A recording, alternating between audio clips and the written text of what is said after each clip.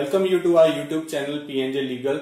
We are 12-year-old law firm. On this YouTube channel, we are bringing lot of the complex legal topics to you. We are also presenting lot of business opportunities for the entrepreneurs to get ventured into. So, in the current video, we are going to talk about RERA registrations, its various characteristics and registration extensions. So, first of all, we need to understand what exactly RERA is. RERA stands for Real Estate Regulatory Authority, which was brought into action in the whole country by Real Estate Regulations and Development Act 2016. By this act, a state-level regulatory authority, that is, the RERA, is to be set up for making the registration process in the real estate sector simpler and to improve its functioning. Now, if we talk about the objects of RERA, they are manifold.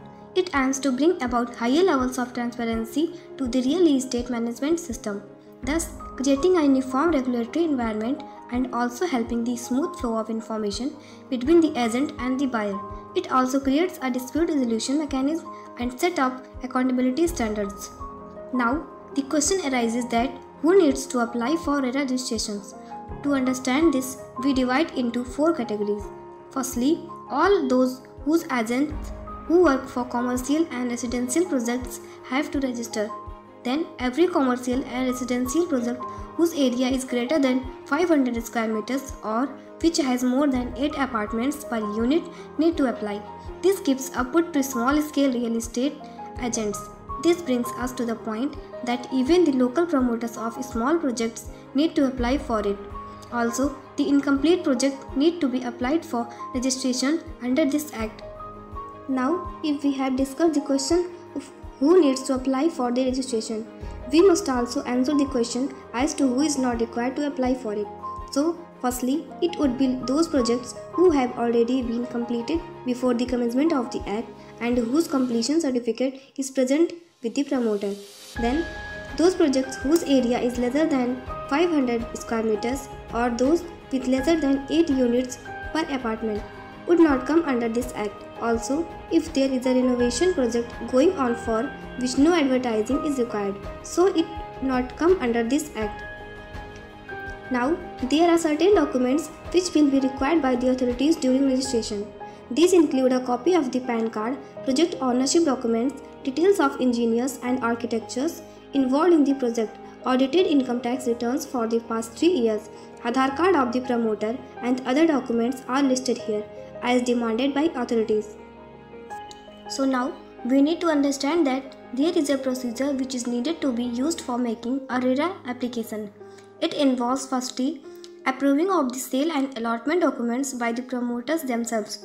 Nextly, you need to get a title search report for your land and obtain the mandatory permissions and NOCs from the respective government authorities. Then, you need to have obtained all the above mentioned documents from all respective sources.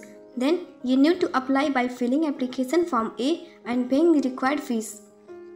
Now, the question arises that would there be any penalty on a person if he does not register with RERA when he is required under the conditions to do so? The answer is yes. He would be penalized if he fails in registering himself. Section 59 of the Real Estate Regulation and Development Act 2016 says that there will be a penalty of 10% of the estimated project cost if a person fails to register.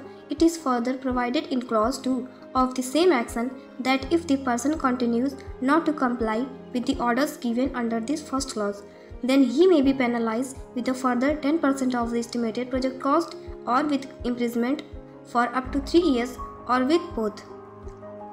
Now, we need to move on further to the second part of this video, which is small but very important and inevitable, which the question of RERA comes up. It is commonly called RERA extensions. Now, firstly, what do we mean by RERA extensions?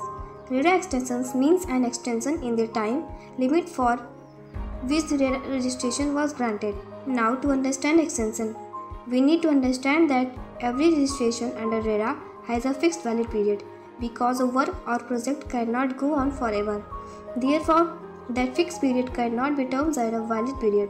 Now, if the work has not been completed in the due period because of some valid reason, then there can be extension of the valid period which can be obtained by submitting an extension application at the RERA office. However, the RERA cannot be extended under any circumstances. There are two specific grounds for RERA extension. The first one is called the force majeure. It deals with the natural calamities such as earthquakes, floods, epidemics, etc., due to which the project may not have been completed. Therefore, an extension may be granted on this ground. The other ground to seek extension is the ground not concerning force majeure, which depends solely on the direction of the authorities. If the authorities find the ground relevant and appropriate enough for extension, an extension may be granted in that cases as well. However, the extension granted may only be for an year.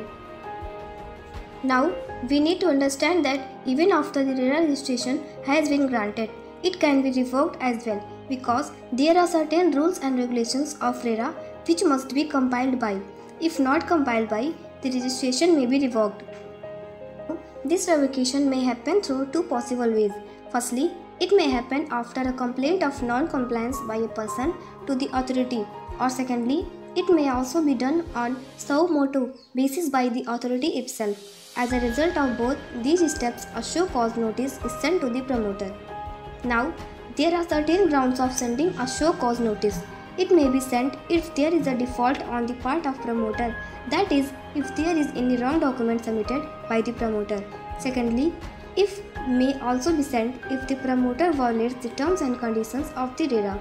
Lastly, if the promoter is found to be induced in any fraudulent activities or any malpractices, then the promoter can be held liable and show cause notice may be sent to the promoter in that case. To include, we can say that the RERA Act and regulations have made a huge impact on the real estate sector in India. Hopefully, there will be more developed in the Act, thus helping us to create a better space for investors, agents and promoters in the sector and make it a more efficient and encouraging venture for all.